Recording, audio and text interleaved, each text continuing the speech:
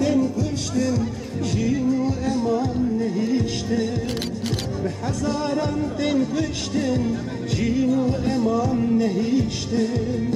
Deli sebri bernede, besmala hıgride. Deli sebri bernede, besmala hıgride. Biraz sabah dersine gelmeyin. Geleyim mi?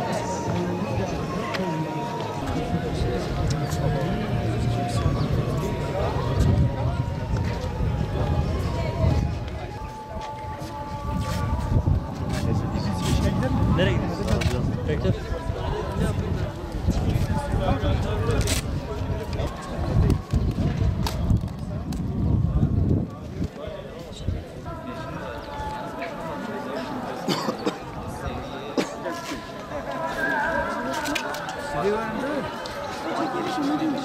Hayır. Hayırda buluşulan öğrenci topluluğu olarak yeryüzünde yaşanan mazlumiyetleri ifade eden, gerek geçmişte gerek şu anda hala yaşamakta olan mazlumiyetlerini ifade eden bir fotoğraf sergisini açtık. Yeryüzüne baktığımız zaman, dünyada coğrafyaya baktığımız zaman çoğunlukla Müslümanların yaşamış olduğu coğrafyalarda bu mazlumiyetlerin, savaşın, açlığın, yokluğun yaşandığını görüyoruz. Öğrencilerimiz yaşamış olduğu bu coğrafyanın dışında da farklı hayatların olduğunu, bundan daha kötü yaşamların olduğunu, kendi kardeşleri, çoğu kendi kardeşleri olan Müslümanların ne hallerde, ne tür koşullarda yaşadığını anlamaları, görmeleri açısından öyle bir sergi açtık. Bizim sergimizde yani Halepçe'den, Srebrenica'dan, Bosna Hersek'teki katliamlardan, Filistin'de hala yaşayan ve yaşamış olanlardan, Suriye'den, Orta Afrika'dan, ta Ukrayna'dan birçok yerden mazlumiyetlerin yaşamış olduğu coğrafyaları dile getirmeye çalışıyoruz. Tabii mazlumiyetler deyince sadece Müslümanların yaşamış olduğu coğrafyalar değil. Yeryüzünde zulme uğrayan her insan bizim için mazlumdur. Bundan dolayı mesela Ukrayna'dan özellikle kareler görebilirsiniz. Orta Afrika'da işte çoğunluğu %95'i Hristiyan olan coğrafyalardan da kareler görebilirsiniz. Öğrencilerimizin birçoğu aslında bunlardan bir haber. Mesela burada bazı istatistik bilgiler vardır. Bunları gördüklerinde çoğunun böyle mi olmuş falan dediklerini duyuyoruz.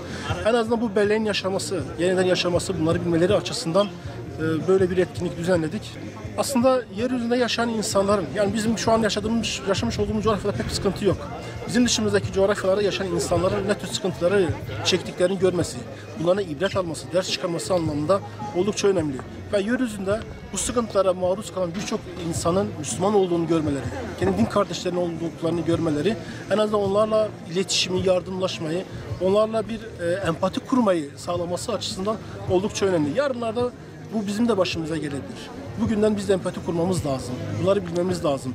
Yani bizim yaşamış olduğumuz coğrafyanın dışında nelerin yaşamış olduğunu bilmeleri açısından bir hafıza, bellek olması açısından oldukça önemli öğrenciler için. Biz Hayırda Buluşanlar topluluğu olarak günümüzde yaşanan savaşlarda mağdur olan çocuklar, kadınlar, yetimler adına bir farkındalık oluşturmak için bu sergiyi açmış bulunmaktayız. Şu anda mesela bütün İslam ülkelerinde savaşlar var ve bunlar 20 dakika için, 20 dakikalık bile değil, 5-10 dakikalık bir haberler içinde geçiştiriliyor ve bu konuda biz bir farkındalık oluşturmak istedik. Burada mesela çocuklar var, kadınlar var, yetim kalan insanlar var. Biz bir peygamber ahlakıyla, yani peygamber ahlakına sahip olmamız gerekiyor ve mesela yetimlerimizi, kadınlarımızı, orada mağdur olan bütün insanlık adına bu sergiyi açmamız gerektiğini düşündük, farkındalık oluşturmak için. Bilim ve Fikir Topluluğu olarak Hayırda Buluşanlar topluluğunun yapmış olduğu resim sergisine katıldı. Gerçekten güzel bir etkinlik yapmışlar. Allah onlardan razı olsun. Çünkü yeryüzünde mazlumların sesini bir nebze de olsa duyurmak için çalışmaları bizim için umut verici, bizim için güzel bir duygu.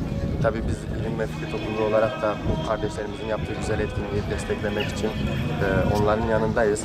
Gerçekten yeryüzünde mazlumun dini, dili, ırkı yoktur. Mazlum ister bir Müslüman olsun, ister bir Yahudi olsun, ister bir farklı bir ırktan olsun. Kime yapılırsa yapılsın biz onların yanındayız. Daima onların arkasındayız. Çünkü Peygamber Efendimiz sallallahu aleyhi ve sellem'in dediği gibi zulüm karşısında sessiz kalan dilsiz şeytandır. Bu hadis-i şerifi kendimize düstur edinerek gerçekten bu etkinliklere katılmamız bizim için önemlidir.